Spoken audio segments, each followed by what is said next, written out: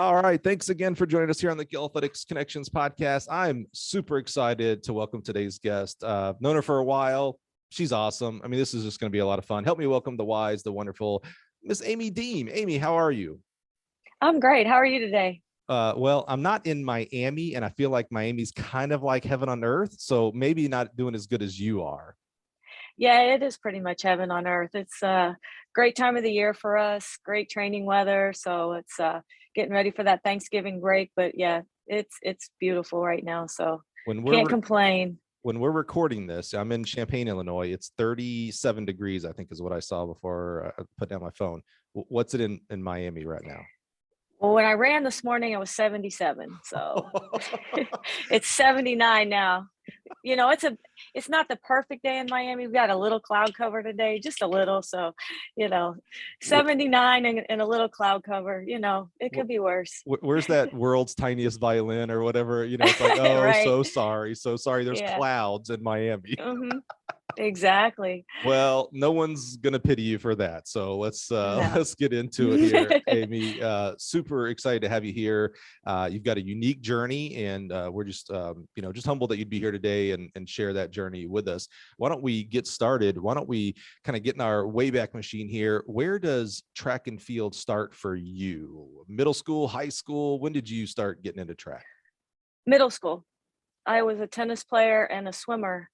And I started my father was very big into, it wasn't clubs and things when I was growing up. So he was very big into the high school, the school sports. So yeah, I started in middle school. I had I actually trained with the boys because I was better than the girls. So I had a great coach. His name was Milt Mollendeck, and great, middle school coach. And I was very fortunate in middle school and high school to have some really good coaching. And so it really, I had to make a decision in 10th grade because in West Virginia, track and tennis were at the same time. Yeah, I was going to ask. So in middle school, I could do tennis in the fall and track in the spring. And I don't know, there was just something that even at that early age that attracted me to track. I loved hurdling. So I picked track, and, 30 some years later, we're sitting in Miami on a beautiful day, right? So you mentioned, you kind of dropped something real quick there. People get pigeonholed real fast, and you've been at Miami for a long time, which we're going to learn about. Mm-hmm. So a lot of people might think you're from Miami or from Florida, but you actually grew up in West Virginia. I grew up in West Virginia and went to school at Ohio University. Yeah. So yeah, and I wasn't quite ready to move away in college, but by the end of college, I'm like, I'm out. So, and what was it about? You said you had to make a decision in sophomore year, and we know your love and passion and expertise in hurdling specifically, but in track and field, what was it about that decision? Was it as close as 50-50, or was it pretty blatant? Like, oh yeah, okay, I got to make a decision. I'm going track.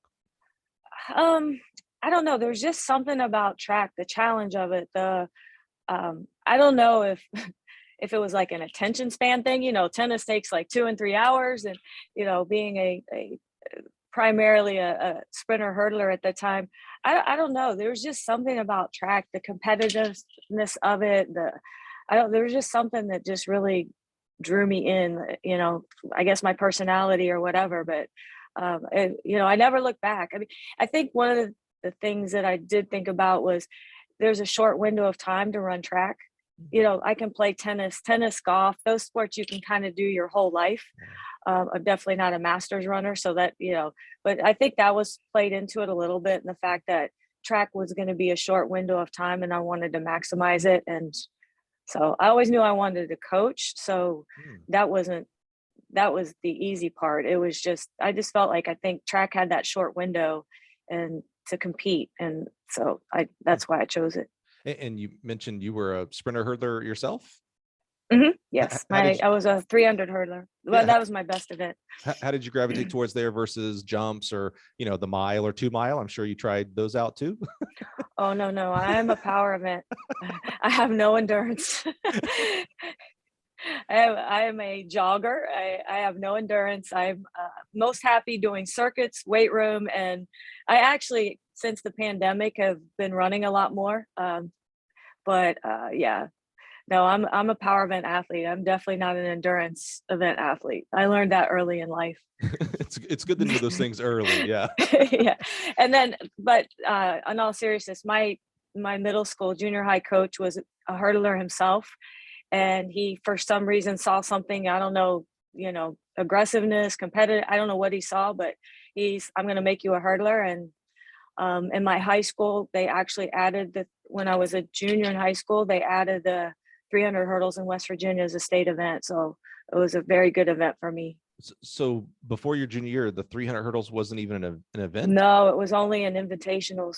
Wow. Is that right? That's interesting. Yes. That's one of the events Yeah. I thought would have been around everywhere for some reason. Yeah. I know there's some events like, triple jump isn't in some places, the Yeah. pole vault, like in Iowa, but the 300 hurdles.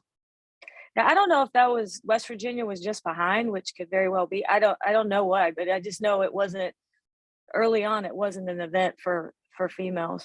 So but you did it before your junior year. You said like in some invitationals, but then yeah, junior like year... invitational relay meets, they would have it, but it wasn't a state event until my junior year, I believe, in high school. And so how excited were you when it became like an official event? I was ecstatic because that's the best event ever.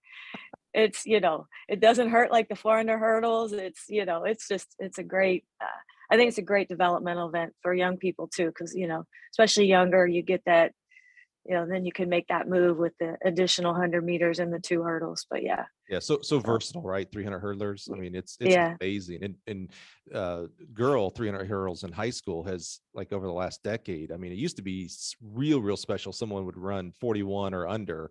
Now we've got several kids running 41 and 41. It's amazing. It's unbelievable. Is the national record still 39 point? Like, was it Lashinda Demas that did that?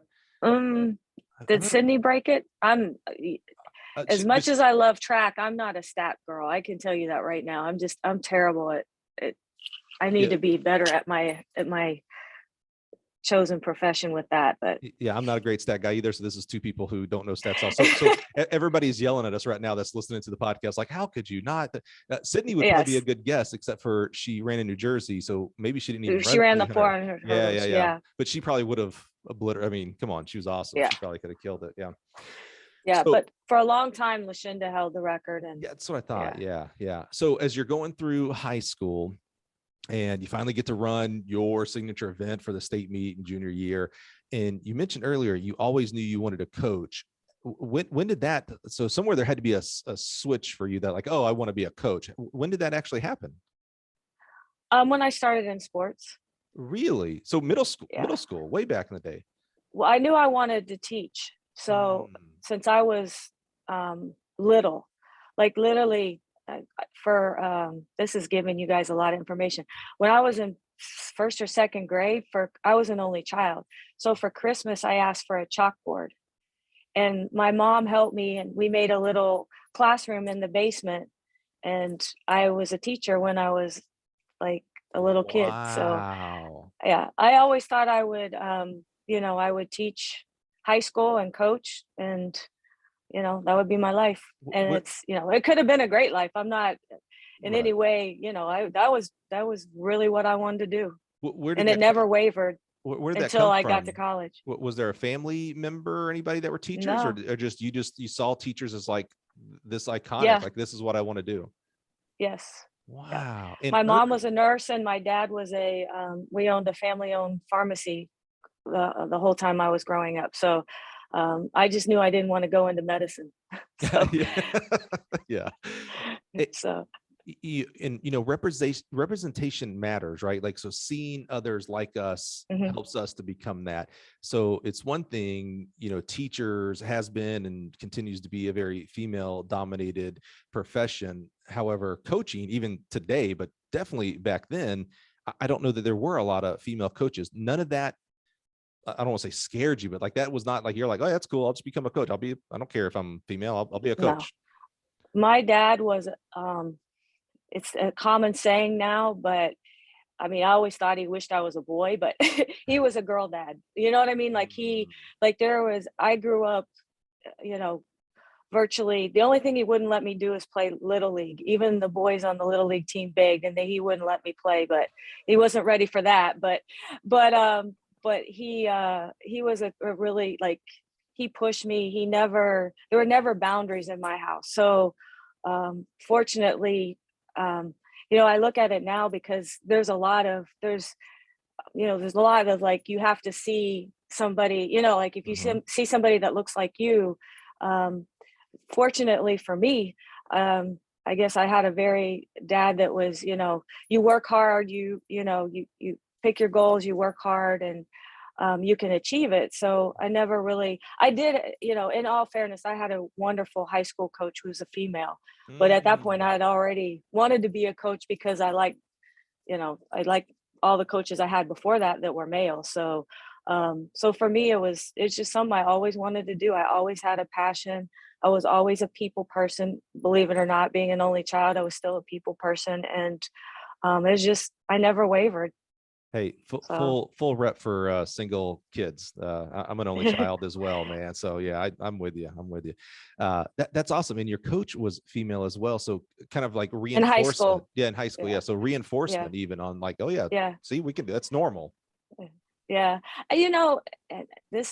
This isn't like, I've reflected on this a lot because of how things have changed in the coaching profession. And but I never looked, clearly I looked at her as a female, but or Coach Molendek as a man. To me, it was about good coaching and getting better. So it wasn't about, oh, I want to be coached by a female. Oh, I want to be coached by a male. Oh, I want to be coached by, I wanted to be coached by people that inspired me and that were going to help me get to where I wanted to go. So I think that's kind of actually even played into my philosophy as a coach, so. Well, that's a great segue. So how did you pick, being that your thought was, I don't care about gender and color of my coach, I just want a good coach. How did you end up picking to go to Ohio University for college track? To be honest, I picked it because I was recruited, but I went to school. I went to a field day in 9th grade there at the camp, and I loved the campus. I just loved it. And I didn't want to go, I wanted to go, wasn't ready to go real far away, but at the same time, I didn't want to go to Marshall or West Virginia. I wanted to branch out and go places where I would meet new people. I didn't want to go to school where everybody in your high school goes to school. So that was my decision. I really liked the school. I never regretted it once. My parents gave me some advice, which I actually use in recruiting, that, they were like, make sure when you pick a school, you pick it to, that you would want to be there if you could never run again, or you never could participate again, so, and then for me, that ended up being, great advice because I had 2 knee surgeries in college. So, and I still love the school, and, and so, yeah. Wow. So I assume you maybe specialized in the 400 hurdles when you went to college, or did you go down to short? Yeah. What happened with these knees? No. Oh, I don't know. Not a good knee. Not a good knee. No horrific story of like tripping over the hurdle and no. Okay, no. good, I wish good, it good. was that good.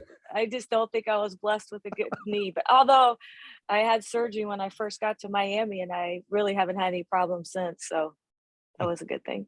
So how did your college career go? Very short. I was, because of the knee issues, and so I and for me it was sad, but at the same time I helped out at a high school. I helped out, when I finished school, I started a GA ship at because I wanted to coach, and Coach Batten at OU was very helpful and very encouraging. And so, and I started, I'm one of those people that has to always be busy. I'm not a sit around person. So for me, I was going to school, but like I found that I got involved at Athens County High School and helped out there, and just tried to stay busy and get my degree and get ready for the next part of my life. And can I assume you majored in education? Yeah, I had a K through 12 health degree and a biology degree, so I could teach I was going to teach science in high school. That's awesome. So I did my student teaching in middle school. So, my wife substitute teaches, and middle school is the one school she won't sub in. She's like, high school's fine. elementary school, she doesn't want to mess around with the middle schoolers. She's like, Yeah. she's I had literally a ball. fearful. Is that right? Yeah. Yeah. I had a ball. One day they were, young, and the next day they acted, it was just, you never knew what you were going to get. So Very tweener there. Yeah. yeah. So What I was probably wouldn't have taught middle school just because I wanted to coach high school at that point. But yeah. All right. So what was the plan? So you're going through your GA-ship, you're coaching, you're working with Athens High School. What's the next step to coaching? And how did college coaching play into it versus becoming that teacher and coaching high school? So my athletic trainer, who was in charge of my knee, probably real good friends. Yeah, exactly. She was a year or two older than I was, because she was a GA at the time. She got a job at the University of Miami. So I came to visit her for spring break, my senior year in college. And I was getting my master's in sports administration that next year. So I set up an internship. At the time, Ohio University had that, we were off from Thanksgiving we were on quarter. So we were off from Thanksgiving to the first of the year. So I set up, when I was here for spring break, I set up an internship to do in administration at Miami. And they said yes. So in Thanksgiving, the week before Thanksgiving, after finals, I got in my car and I drove to South Florida from Ohio to do my 6-week internship, and I never went back. I mean, that's quite amazing, Amy. You can call it serendipity, you can call it fate, but you go to Ohio, you have enough issues that you become BFF with the trainer. Right. The trainer happens to go to Miami, and you just visit, and then you set up this internship, and here we are 30 years later. I mean, right. What if she would have went to Syracuse, I don't Texas know. State? I mean, that's quite right? amazing. Yeah. Did you fall in love with Miami when you came down for that visit? Like, was it like, oh, this is, like I said earlier, heaven on earth, this is the place? Yeah. I'm an outdoor person. I like, I loved it here. And I mean, it took some while to get used to, but, coming from Athens, Ohio and West Virginia, but yeah, I loved the weather. I loved, I got here, I did the internship. They offered me a position to stay. So I became basically a GA here. At the time there was an elementary school teacher that came over in the afternoons. It was very part-time program at Miami, both men and women. And then the legendary athletic director who brought in Jimmy Johnson to Miami, he brought in, I'm not sure if he brought in Schnellenberger or not. That was pre me, but he was very, he actually, couple years, gender equity, Title IX, there's some things they needed to do in the athletic department to be compliant, and they were starting to add women's sports, and I convinced him that I could do the job, and I don't know how, but I did. And he hired me, and and I guess the rest is, so I was here, I think it was a year or two. It was a year or two I was here. And then just sort of 50-50, I was in the athletic department 50% of the time, and then in the afternoons I would go out and help with track and field. So it's like your best recruiting job, convincing him to give you the job, the full-time job. All I know is when I got it, I was like, I am not messing this thing up, so just check that off. Success. We can look back now and go, okay, you did that. Yeah. So did you start out then as the head women's coach or an assistant women's coach? What did you actually start out full-time? So they brought in Rodney Price. He was at Nebraska at the time, to oversee, because I was very young. Sure. And then I was primarily with the women, and we worked together a few years, and then he left, and then they hired the distance coach at the time, Mike Ward. And then at that point I was primarily all women, and Mike was the men. So and that stayed that way till I believe it was 2009 when Mike retired, and then they decided that that was the trend. Programs were combining at that point. Right. So that's when we combined. But for the first till 2008, 9 or 10, I was primarily just the women's head coach. So, on this podcast, we go through your whole journey, and typically that's from this school to this school. Well, we're done. You're at Miami, and we're done. So this podcast, we're done. 20-minute podcast, and we're done.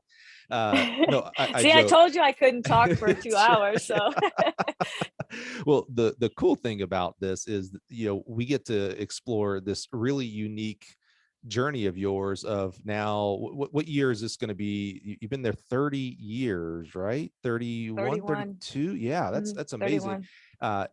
And I don't know, I'm not a history guy in the sense, so I don't want to overstate stats, but for sure, maybe we can agree that the trend is not for college coaches to be at a place for 30 years, right? A couple of years ago, pre-COVID, which feels like, a decade ago now at this point. Right. I was at the coaches convention, and sitting around with a couple of coaches, and we started talking about coaches that have been at their place for a significant amount of time. And, we were able to rattle off about 10, and then like it got crickets. It's like, well, who else? It was like, honestly, Amy, you were in there. Curtis Fry was in there. People like, oh, okay, been there a long time.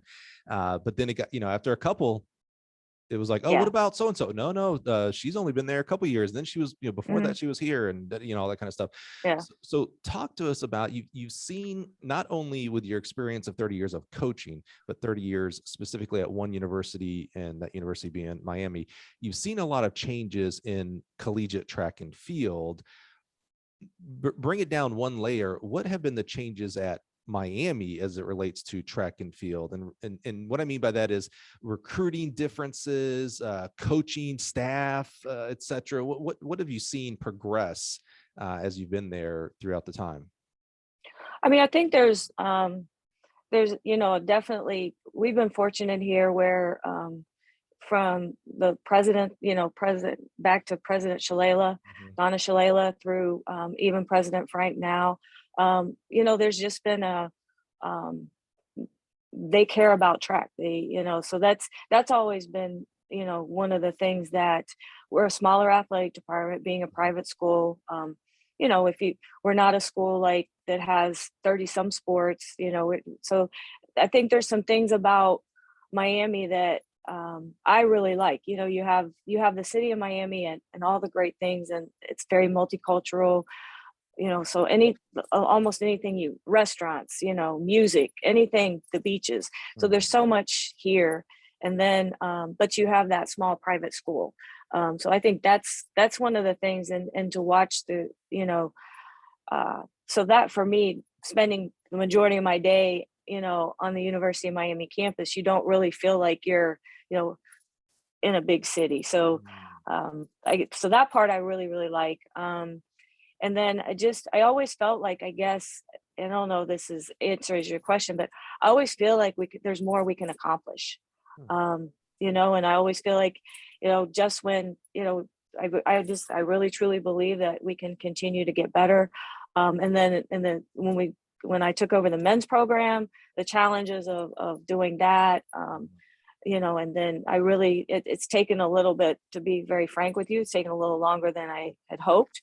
But now I feel like our men's, the funding, the support from the university, I feel like our men's program, we've got some good young talent. So I'm just excited. I'm still motivated to get better here. And, a lot of changes. We all, I don't know that there's any changes at Miami that are any different, than anywhere in the country, whether it's, just things, the way our sport has evolved. But I do, I really like being here, and I think that there's things that we can accomplish. And, I think we're in a great conference, and there's just, if you look at everything, I'm just not a person where I think the grass is always greener, I think. And so for me,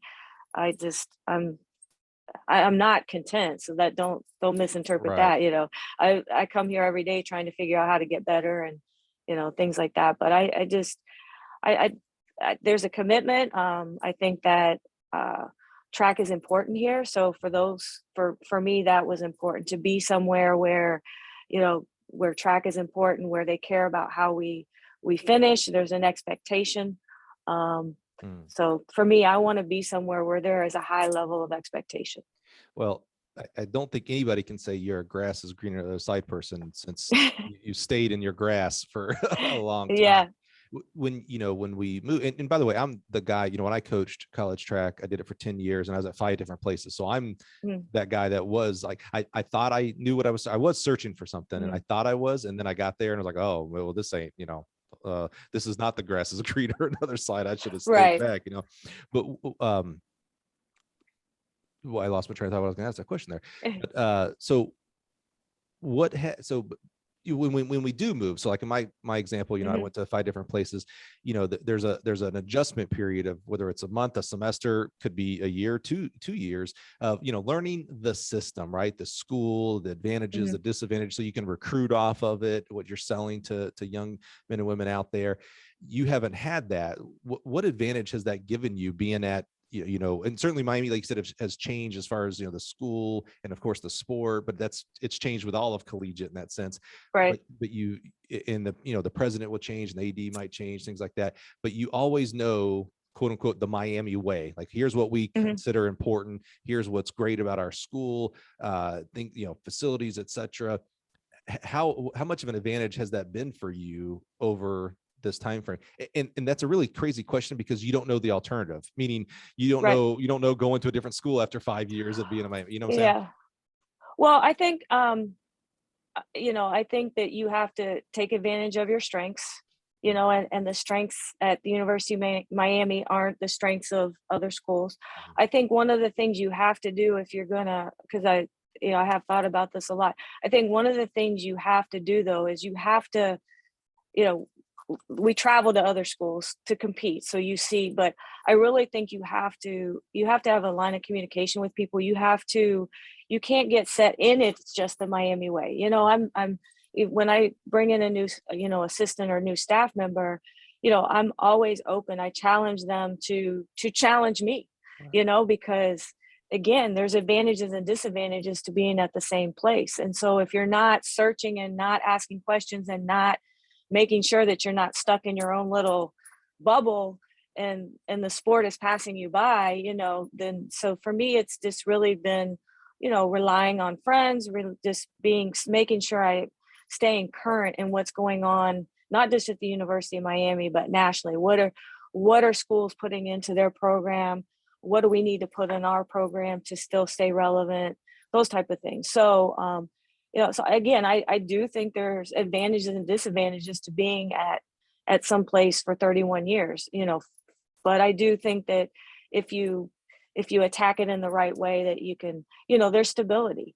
I mean, I still get the question, but it's a little different question now, but I still do get the question of, are you going to be here when my son or daughter is going to be here? And I'm just like, yeah. Oh yeah. But like, I had that as a thought to ask you, and I was like, there's no way, like, because I was going to ask you, like, oh man, we lost her.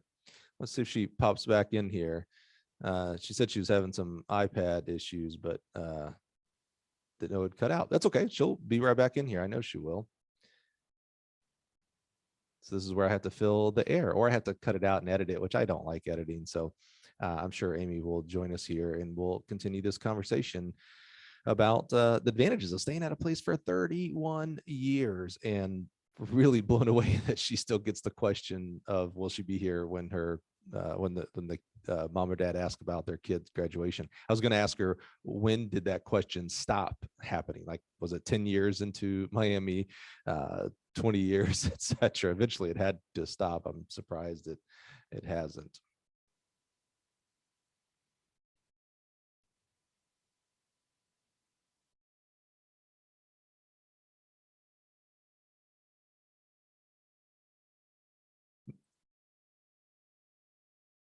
I don't know what happened. It's the expertise of a podcast I went away. host. Sorry about that. I had to fill the dead air. I was doing a good job. So, I don't know what happened there. All good. Yeah. So I was going to ask you, one of my questions was going to be, hey, so when did the question stop? Was it after 10 years, 20 years, about the, are you going to be here?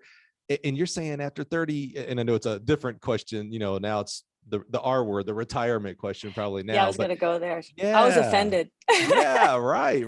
It's like, I got plenty of time. Get out of here. Yeah, yeah. Our the AD that I spent a majority of my career with early on used to, when we speak and go to, fundraising, he said, yeah, we hired her at 15. So, you know, but yeah, the first time I got the like, well, are you going to retire? I was like, do I look that old? And something, like I was really kind of, taken aback by it. But yeah, so no, but actually now I get that question. And, how, not necessarily the retirement, but, oh, you've been coaching for this long, are you still motivated? I think is a different way that the question's been asked Oh, as well. So, interesting. but so I'm extremely motivated. And if, and I wasn't planning it prior, but if COVID taught me anything is that, and I'm not a retirement person. So, I love what I do. I love the energy of the young people that we work with. And so for me, it's, sitting at home for 5 months was definitely, you get your priorities. Right. If they weren't in check, they're in check now. So, but yeah, I give that to my father as well. My dad was a part-time pharmacist until he was 79 years old. And the only reason he Oh, wow. stopped was because of dementia, those type, it wasn't physical, it was the mental part. And but he just, I definitely inherited that from him. I'm an active person. So Yeah, yeah, I'm not going anywhere. So yeah, you mentioned you can't even sit like for a couple hours. You just can't sit. You got to be always doing something. So how did yeah. you overcome that, or what did you do during COVID? You lost one of your real passions, and that's working with young people. That got taken away for a time. I don't see you sitting down on the couch reading books for hours at a time. What'd you do? No, I had just come off of, I broke my foot in January before COVID. So I had just come off of, I just was cleared, right? Like literally the Monday we got back from New Mexico, I got cleared by the doctor to start, my return to activity. So I did my own return to running program, and which you'd hope at this point I could do that, right? And and I probably at one point, Kahlua, my Labradoodle, and I probably were logging about 35 miles a week, 40 miles, which for an old sprint hurdle person, that's a lot. Wow. We would go out on the second walk or run of the day, and he'd look at me like, and this is a dog that never runs out of energy, right? And he's like, we're going again. We learned every side street. We walked through neighborhoods with beautiful, looking at people's homes. And we couldn't sit still. So we were very active. And then I was fortunate to have a couple post collegiates. So I would ride my bike, and we were able to do some work around a golf course, and I would ride my bike and do some, just some 30, 60, whatever second runs on and off, just stuff to keep active. So if it wasn't for my Labradoodle and my post collegiate group, it would have been a little, I don't know what I would have done. Little stir crazy. Yeah. Yeah, exactly. Yeah. And good weather, Yeah. I was able to get out. I knew it. I knew I should have waited until like the summer to interview, because then I could at least say, well, it's 85 outside. But right now, every time you say good weather, I'm like, yeah, it's cold, and it's only getting colder. That's the real sad part about up here. You mentioned post collegiate group. I'm always interested, a collegiate coach, you have so many responsibilities for your program and for your kids, and for recruiting the next, there's always that constant recruiting, getting the next wave.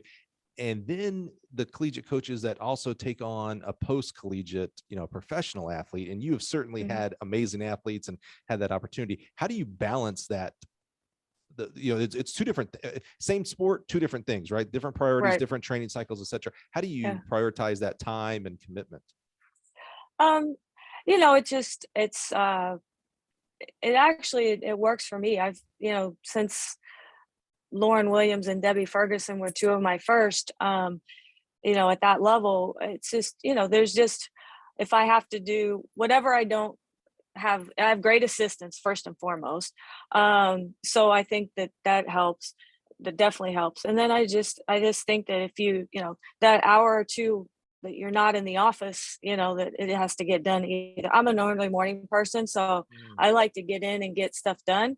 And then once I'm on the track, then it's after practice, it's, recruiting or whatever. But I try to get in and get stuff done. So, why other people might be going to lunch or, those type of things, I try to use that mid-morning to early afternoon time frame for my post-collegiates, and then I just bleed right into the collegiate. I've been fortunate. I just have a Labradoodle, so I don't have children. So for me, I know for some coaches it's a challenge because, the summer commitment.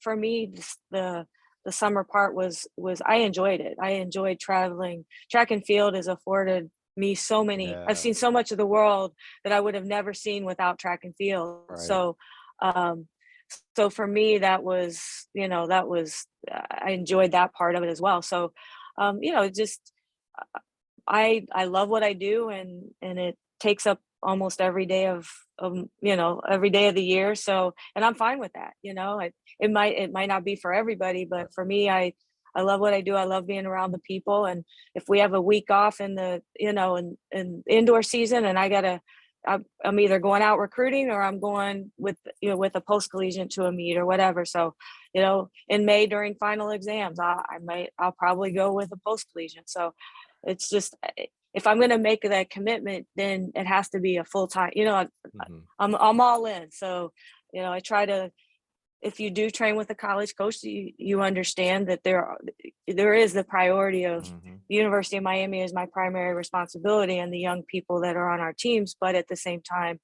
I think that even some of the professional, the more professional groups, they can't be with 8 or 10 athletes if they're at different meets, so it's track athletes are unique in the aspect that they learn, they're very resilient, and they learn to, I personally feel like you have to foster an independence the longer, I don't want to foster a dependency as a coach. I want to foster an independency. I want them to understand why they do what they do. And if I can't be there or a coach can't be there, but clearly you're there at the championships and the meets that truly matter. Can you expound on that? I think that's an important topic that I'm not sure we've actually approached it on the podcast. I know I've spoke about it, or I've been in conversations in like Coaches Collab and the now defunct Beyond the Track Facebook groups. But you said something real important there about dependency, codependency, independence with athletes and coach relationship, right? And I've seen both sides and everything in between. I've seen coaches and athletes that, the athlete looks for the coach of like, can I eat lunch now? Like they're so codependent on everything. I can't do my warm up without you. I can't do my runway work, whatever the case may be. And the opposite side of like, I probably want to be at the meet. You'll be fine. Athlete, but you mentioned there about, you said, I don't want to foster dependent athletes, or maybe you said it the other way. Actually, I want to foster independent athletes. Like if I can't be at that meet, or if I can't be at that event area because I'm coaching another event or whatnot. Talk to us about the importance of that, because I think that's really important. I don't think it's necessarily healthy to create these extreme codependent relationships. Right. No, I mean, I think each young person is different. At one point I had 3 400 hurdlers at the NCAA final, and all 3 of them were very different. One wanted you right there, and and wanted your undivided attention. This is probably a strong word, but they wanted you there. They wanted the critique.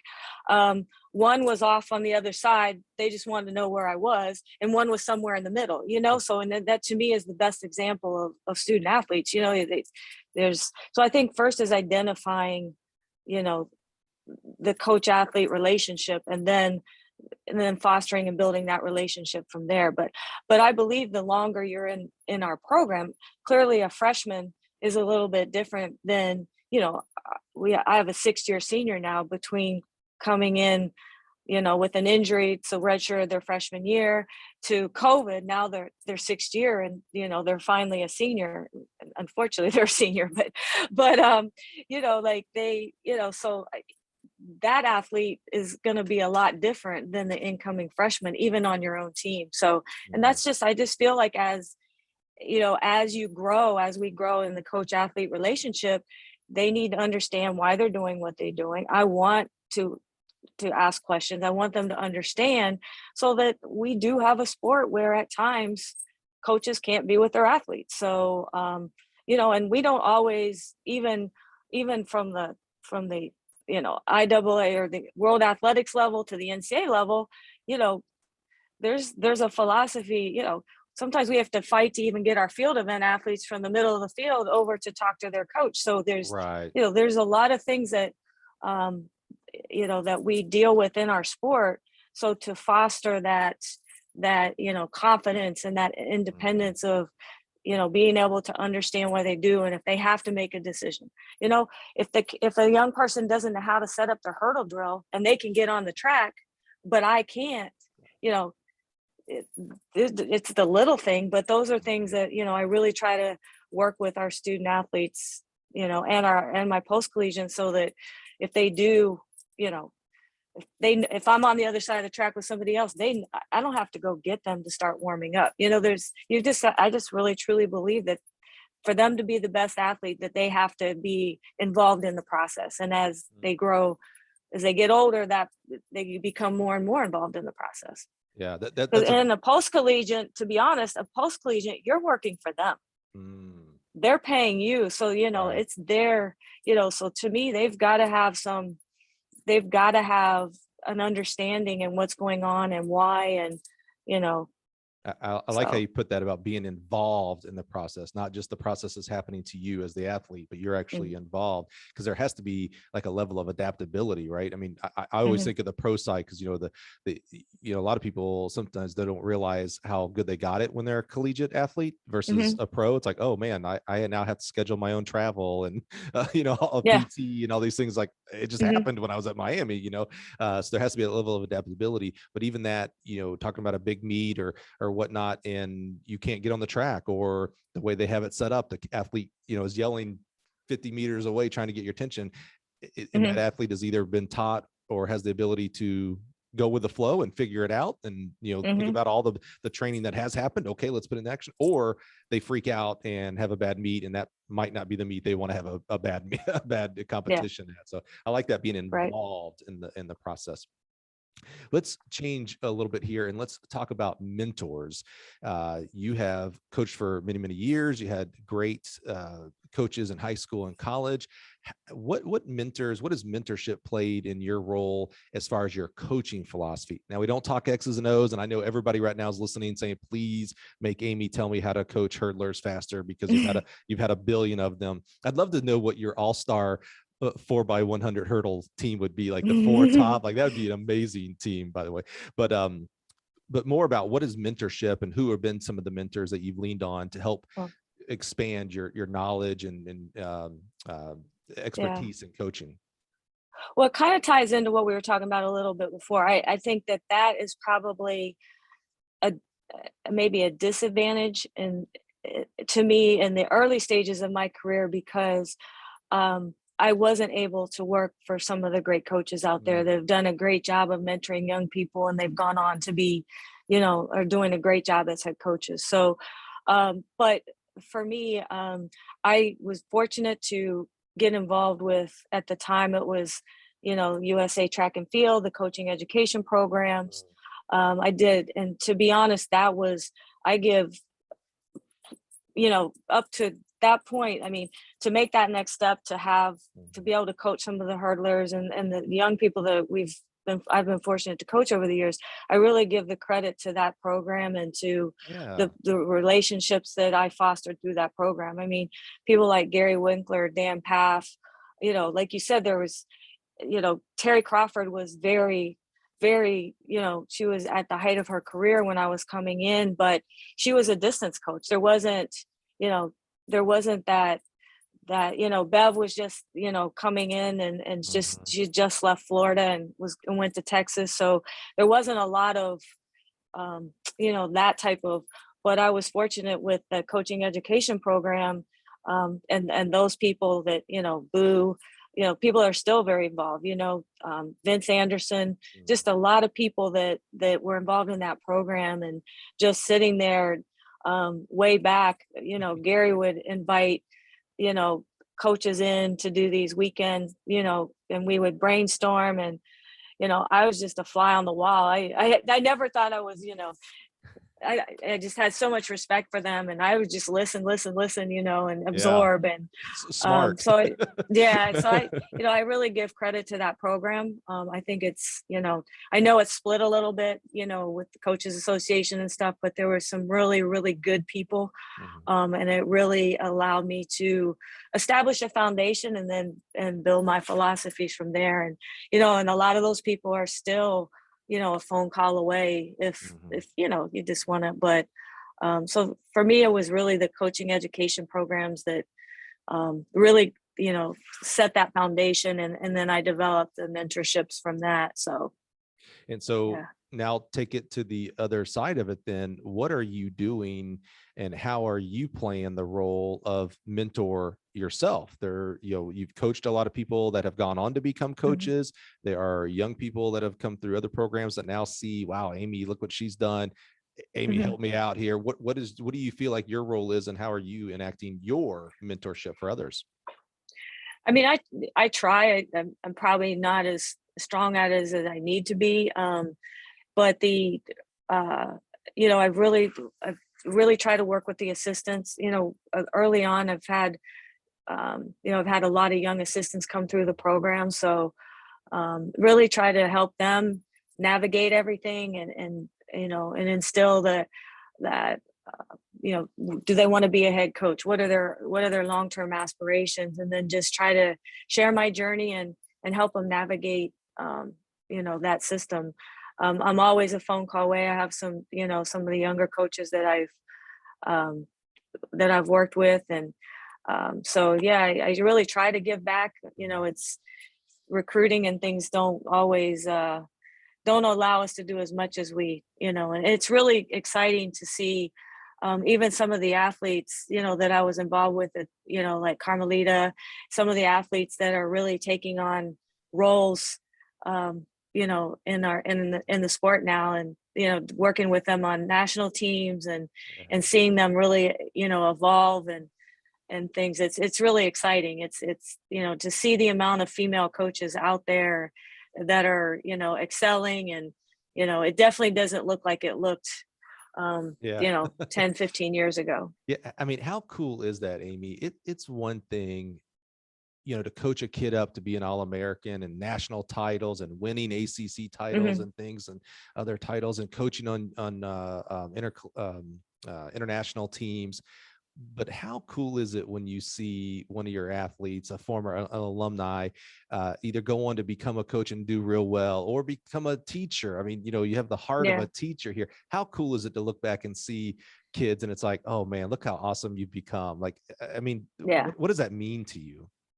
Oh, it means a lot. I mean, not just coaching. I mean, to see, we have an alumni meet in April every year, and to see, them come back and with their kids, and, just being parents, being, everything they've accomplished, and, having doctors, that have come out of the program. Just, it's that, I said it a couple years ago in a speech, I really did get into, I wanted to teach, but my ultimate goal was to make a difference in young people's lives. So, so that was, and it sounds kind of, I think we're in kind of a cynical world right now in some aspects, but it really truly is. I mean, yes, you want to win and all those things, but if you're only in it for winning, you may not be in it very long. And, Exactly. you've got to,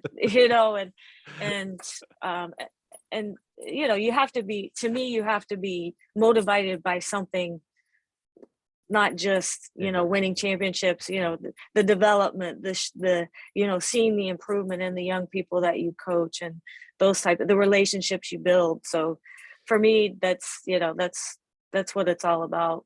You talked about cynical attitudes. You know how you beat cynicism? You live your truth continually, and right. What you said there, and I've said this 100 times, and I'll say it 1,000 times more, the positive influence a coach can have right where his or her feet are. I mean, it's one thing you're in Miami, so it's a big city and a big program, but whether you're at Athens High School, University of Miami, it doesn't matter. You have the ability to positively influence 14 to 22-year-olds, depending on what level you're coaching and beyond.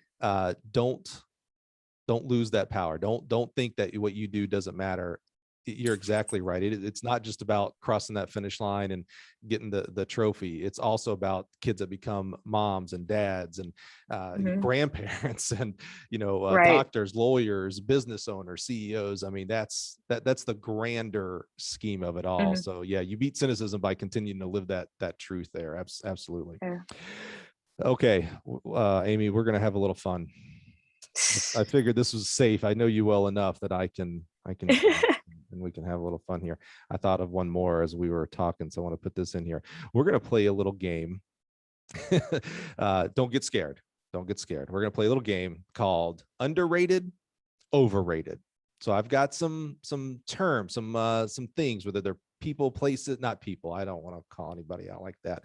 But I got some fun things here, and you're going to tell us your opinion. Would you think it's underrated or overrated? And then just a sentence or two of just like why in the world would you think that? I finally watched. Have you ever seen the interview show called Hot Ones, where they eat the wings and they interview people? Have you ever seen that?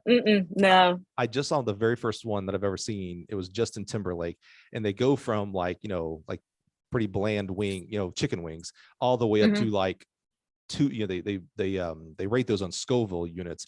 And I think a jalapeno is like 50. So that tells you, kind of a baseline, right? We've all had a jalapeno before. They go all the way up to 2 million Scovilles. And Justin Timberlake's face, like, he starts out as his normal JT face, right? And by the end, he's red and sweating. He's trying to answer these questions. And I was like, that would be so cool, except for the host also ate them. And I can't do that. So I was like, all right, I'm not doing that. I'm not going to make you eat hot wings and all that kind of stuff, but I'm going to do underrated, overrated. So are you ready? You're talking to somebody who never watches reality TV. So you that's a whole conversation in itself, but you read my mind. It's in here. We're going to get there. Hold on. We're going to get there. All right, let's do underrated, overrated. Amy Deem, tell us, what do you think about Disney World? Overrated. Overrated. Now you're breaking everybody's hearts. Why overrated? Is it because you're basically, I mean, it's still a little ways away from you, but you're basically down the road? I've never been there. Oh, and the times I've talked to my friends who've taken their kid, I'm like, yeah, I'm good with that. I'm a SeaWorld person, or, I'm going to go watch the dolphins and so I'll go to a zoo. I'm not a big lines and crowds. And so I'm with you. My wife, she would say it's underrated because she would go there every day. Right. I've been there once or twice now. And I'm like, yeah, I'm good. Like we don't have to go back. We're good. Yes. Buffalo Wild Wings, the restaurant, Buffalo Wild Wings, underrated, overrated? Underrated. Underrated. What's your go-to sauce? What's your go-to heat? I'm garlic and pepper. I don't like sauces. Nice. You like the dry rub? Yeah. Yes. I'm with you. I'm with you. And you can watch sports. It's got sports on every, TV. All over. I love it. I love it. Underrated, overrated. Skateboarding in the Olympics. Overrated. Right? I'm a traditionalist. What's it doing in the Olympics? Skateboarding's cool, but I don't mean to upset anybody, but yeah. Hey, don't worry. I think our skateboarding audience is extremely small. Amy. We're okay. We're okay. Okay. Adidas. Under. Right? Yes. Big Adidas fan. Yes. All day. Yes. Adidas treats us extremely well. So love the product. They treat us well and totally. I love Adidas. I posted, I was very blessed. You guys gave me actually a couple of shirts. I gotta be real honest with you. I love you guys. Yeah. And I posted a picture the other day, throwing up the U, and I talked about the brand of the University of Miami. Like all day people were like, I mean, I was just walking, someone would just throw up the U. I got home and my wife looked at me and she threw up the U, right? And someone mentioned about Adidas. And I said, yeah, all day I dream about South Beach. That's what Adidas stands for me. That's right. It's Adidas, extremely underrated, really great. Okay. Because I wanted you to get a chance. You mentioned I'm going to say this person earlier. Underrated, overrated. Kahlua the dog.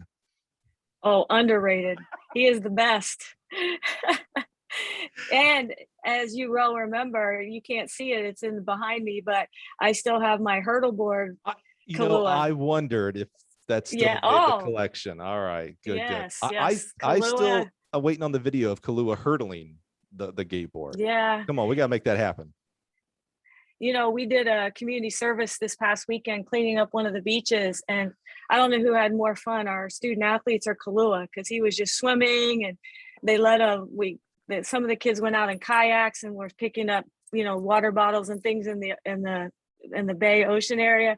And Kahlua was swimming out to, you know, to catch them, and he's definitely a close friend of mine says that he wants to come back as one of my dogs in the next life, because Kahlua is living his best life. Living the life, baby, living the life. And he loves our high jump mats, by the way. Hey, okay, be careful. You know, if he does anything on that's not a warranty. Just don't want to put that out there. No.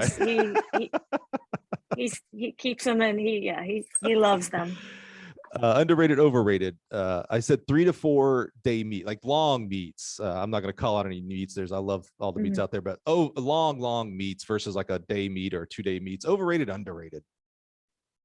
I like the short meets. Long meets are overrated, and I think one of I won't say that. I don't know anything positive with COVID, but I think, but some of the, you know, we had some very competitive meets last year. I think whenever we force people to think outside the box, right? And you know, so to me, it was, you know, I think Junior Olympics is a little bit different, but at the collegiate level, you know, I think that I think we can do some really, really cool things without, you know, these long marathon 12-15 hour day meets. I'm with you. I was at a track meet, and it was a big one. Again, I won't name the meet. It's a great meet, and it was raining, and the decathlon was going on. And I FaceTime with my wife, Amy.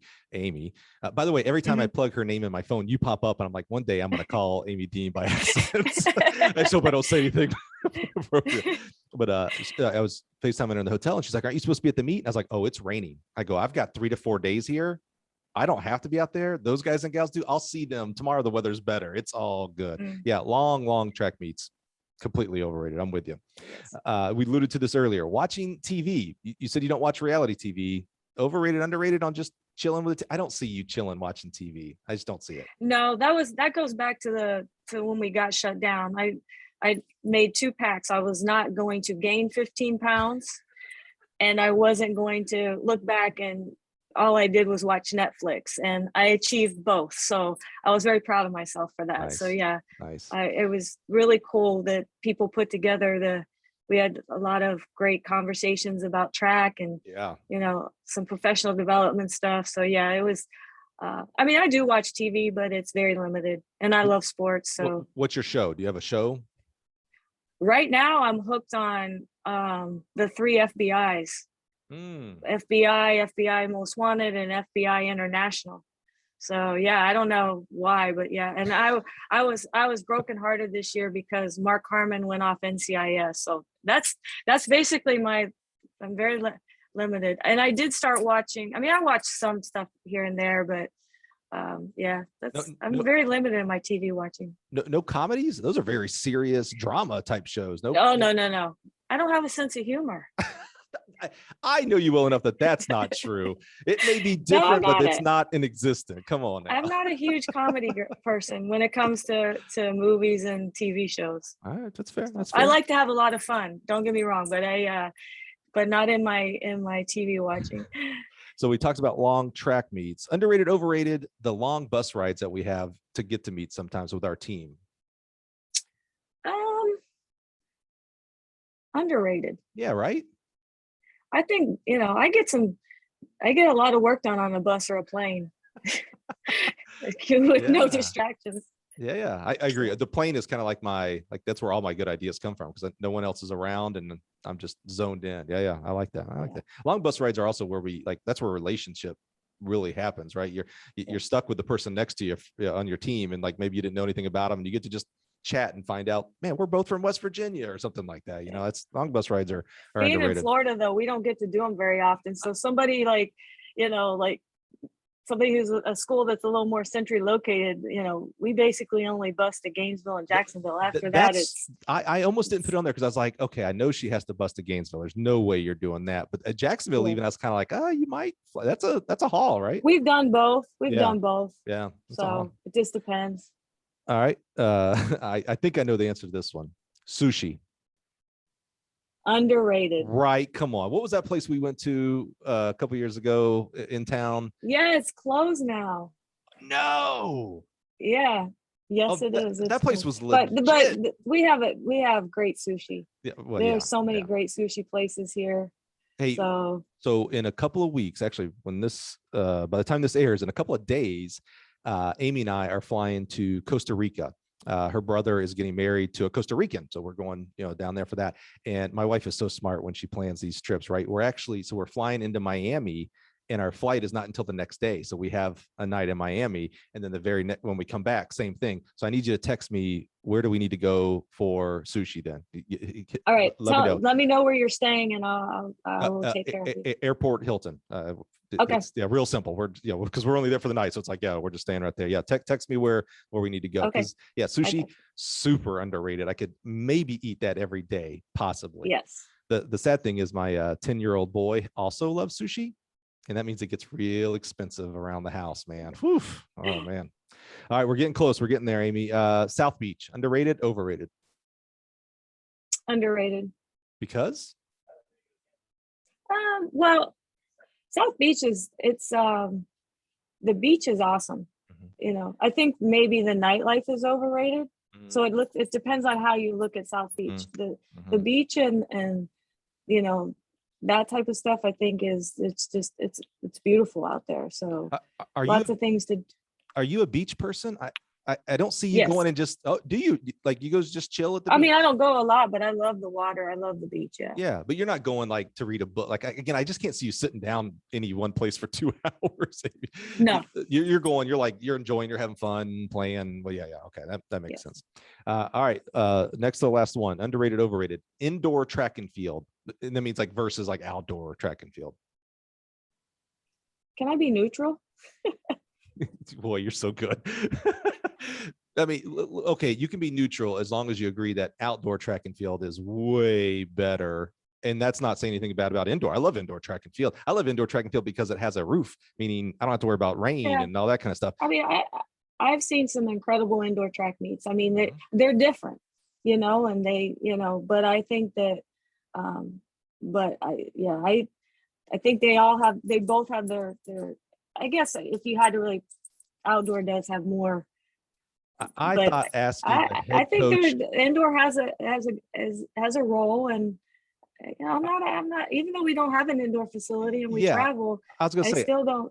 I thought asking the head coach of the University of Miami, Florida, would be like, oh yeah, outdoor all day. I don't want to go under a canopy unless I have to. Yeah. Wow. Neutral. Okay. Last topic, and this is going to be a good one, I think, here, Amy. This is like the most softball question there is here, by the way.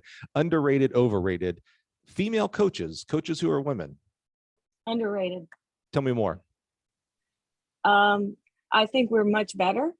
But I think, I think, things that have happened in the last few years, but I think there was a point in time where administrators just couldn't get their minds around a female coaching males.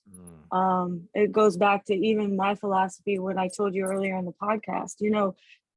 Most young people, they just want to get better. They want to come, they want to work hard, and they want to get better. If that's a female, if that's a male, not everybody, but I really, young people, they want to go, they pick a school because they are confident that person can get them to the next level. And I think that the young people we coach were smarter and figured it out a lot sooner than administrators did. But I think you're seeing that switch. I think you're seeing, for years I worked with NFL guys getting ready for combines and things like that.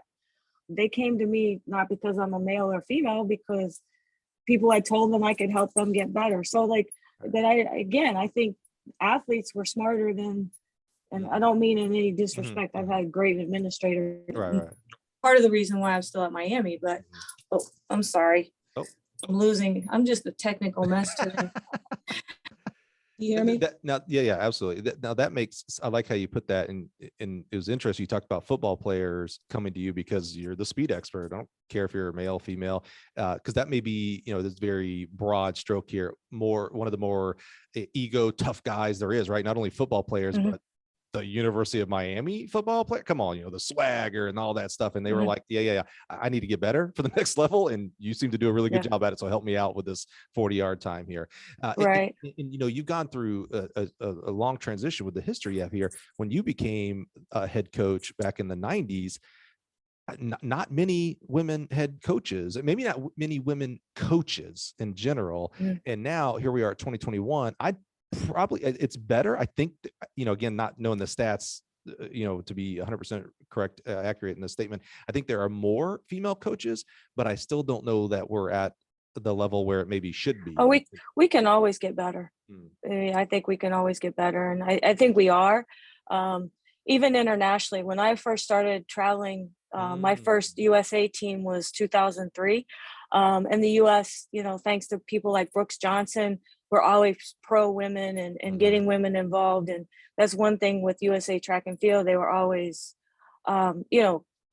always strongly, promoted women on the women's side of the international teams. But when traveling internationally in 2003 to 2000, whatever, the amount of even female coaches, at that level was even worse than it was in the United States. So, even you go back to when Bev was just going to Texas, Miami, you had a lot of young women that didn't want to go to a school. They'd never been coached by a female, didn't want to be coached by a female.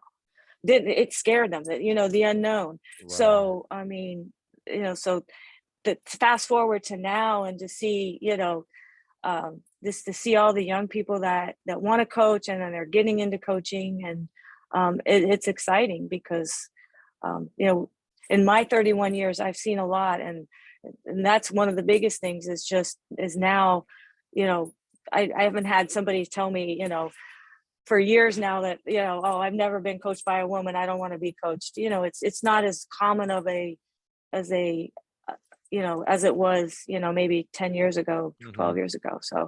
So yes, it's definitely women, can do it, and they're doing it well. And, we just need to keep, and inspiring and encouraging our young people to go into, to meet what I feel is the greatest profession in the world is coaching. So, amen. Amen. I mean, I wish I could stop the podcast right there, because that's amen. That's exactly right. I was thinking about on the drive in today about the head coaches that are females, and I was like, man, I think the SEC might be leading the way here. I know you're an ACC person here, but I was thinking about Thea and Beth and Carol and Connie, and I'm probably missing one or two. I was trying to think of it off the top Did of my you head. say Althea? I didn't hear. Yeah. Althea was Althea. Yeah. Then I think of others like Karen Dennis and see, there it is. I stopped. Karen down in Texas. I mean, there is more, and it's getting better. And that's where, we talked about at the top of the podcast about representation matters. It's interesting. You said, some people have never been coached by a female, so there are all these false scares of theirs. Maybe we've done a better job at getting females to coach in the high school level. So now that, so now when I'm thinking about college, like, oh, okay, like you haven't, that's why it was awesome that, your coach was a female as well. It's like, oh, okay. Yeah. This is just, like, it's not special. What I mean by that is like, oh, yep, if it's a he or her, they can coach. As long as they're a good coach, right? That's what it's about the coaching. So to end it, Amy, take it broader, not just speaking to women coaches out there, but looking back, you've got something extremely valuable, right? You have perspective. You can look back to the mistakes you've made, the things that have happened, the people that have been in your life, and the positives, and things that you've crafted on your own from being on the shoulders of other coaches that we'd mentioned earlier. What advice would you have to a coach? Let's call them a rookie coach. They're in their first 5 years of coaching, whether it's high school, college. You can be specific if you'd like, but just in general, I'm thinking, what advice would you give? 30 years, tons of success. one of the most revered people in this profession as well, not just, oh yeah, she's awesome coach, awesome person. What advice would you give to coaches for longevity? Like, hey, I'm doing this 5 years. I want to be coaching for 50 years. What advice would you give for young people, young coaches out there? I do this. I say this a lot, especially, you know, when I'm talking to female coaches in general. But it applies to both. I think balance. I don't have balance, but I chose not to have balance. You know, like, to me, I have a passion for what I do. I still have that passion. So for me, I probably don't have great balance. So it's kind of like practice, you know, do as I say, not as I do. Right. But I mean, but I do, but at the same time, you know, I have a great network of friends and things, but I think, you know, balance. And I, you know, even with my staff, like, there's, you know, our throws coach has kids, you know, just in different. So I try to look at things and give young people advice, and the fact that, you know, my way might not be, you know, it might not be the best way, you know, because family is important. And so so I think balance, and then keeping your perspective, I think is very important. I touched on a little bit earlier, and I really truly believe, like my passion is young people and helping them achieve their goals. I think sometimes if we don't keep in mind why we're actually coaching and why we're in college athletics or high school athletics or whatever, you know, it's for the young people. It's not for our egos. It's not for, so to me, keeping that perspective, being true to yourself, and keeping that balance, you know, the X's and O's, so to speak, the technical aspects of how to run the 100 or how to run the hurdles, or, you know, distance, you know, whatever, throws, whatever our, you know, the event area is, those things, you get better, you get experience. But I think you have to be true to yourself to truly, you know, to be the best you can be, and do the best we can for the young people that we're coaching. The young people we coach are coming in with a lot of challenges, so we've got to have it together. Well, I love your self-awareness there, Amy, in regards to you and your staff, of like, hey, you know, you said do as I say, not as I do, which is important, right? But the self-awareness of like, okay, this is how I've chosen my life, and I'm extremely happy and passionate with the way I do my life. But don't feel the pressure just because I'm the head coach here, the director. I'm not asking you to do what I do. Coach and coach well, and live your lives how you choose. I love that self-awareness, and that you know that you have to be conscious about that, because it very easily, you know, you're big dog, right? So it's easily to just be like, oh, look what Amy did. That's what I've got to do if I'm going to be successful. And it's like, possibly that could be your route, but perspective and balance is probably a better recipe for longevity for the majority of people. Awesome. Amy, thank you so much. I mean, Thank you. Oh man, you know, to get here and you know, almost bare your soul, right? To talk about your journey and the ups and downs and the advantages and disadvantages. You know, it's not an easy thing always to do for everybody, and so but it's valuable, right? First of all, your journey matters, and people hearing your journey matters. You know, there is someone right now listening that in 30 years I'll be interviewing him or her, and they'll be like, you know, like, so you know, what were influences in your life? Like, you know, I listened to Amy's podcast and it meant something. Well, I hope so. And to your point about, you know, the bigger picture here of not just coaching the fastest 400 hurdler and the fastest 800 meter runner, you know, the scope of what you're doing for young people, that is also, whether you like it or not, that's also a responsibility of a coach who has put in the work, the decades. You're a leader, you're an example. And so having that understanding of greater good of coaches, you know, my job is to help lift them up. That's extremely valuable. And I'm just so thankful that you would give us time today and help spread that journey.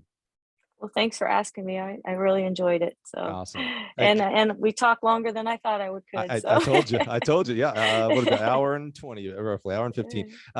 It's really important. Don't forget to text me sushi recommendations. I got you. Because that's important. And even more important, thank you so much for being here. I'm just so humbled that you would join us week after week. I love the guests that we are just really, honestly, it's humbling. We're right in the middle of fall training. And right now we're getting ready for, when we record this, the NCAA cross country national championships are coming up.